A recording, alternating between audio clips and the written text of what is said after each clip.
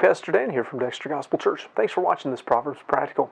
Today's verse shows us how and who foolishness is reaching out to. We're in Proverbs 9, verses 14 through 16. And it says, "For she sits at the door of her house, on a seat in the high places of the city, to call passengers who go right on their ways. Whoso is simple, let him turn in hither. And as for him that wants understanding, she says to him." The woman in this verse isn't an actual person, but rather the personification of foolishness, of folly. She's being contrasted with the woman who represents wisdom, beginning back in verse 1.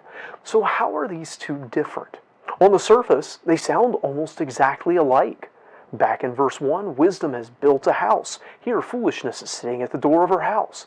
Back in verse 3, wisdom was going to the high places of the city, the places where the most people could receive her message. Here, foolishness is found sitting in the high places of the city.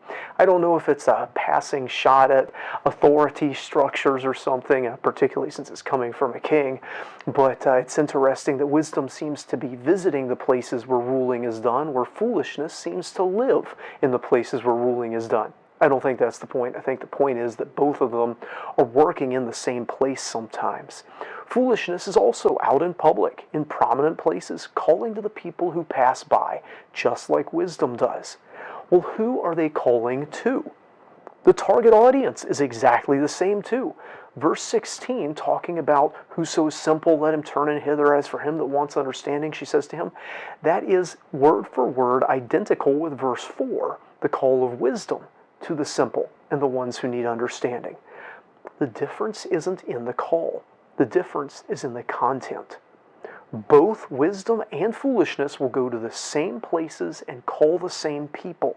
They're both calling to people who aren't particularly evil or particularly righteous, neither particularly foolish nor particularly wise.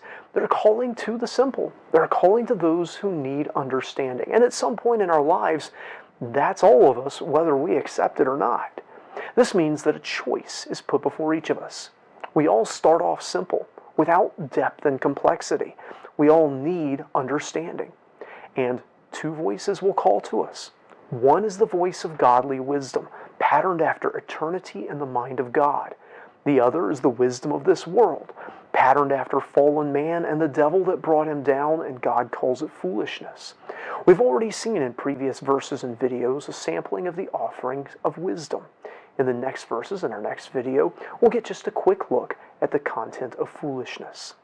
I hope this video is a help to you. If so, give it a thumbs up, to give it a like. If you haven't already, subscribe to our channel for more comments on the scriptures.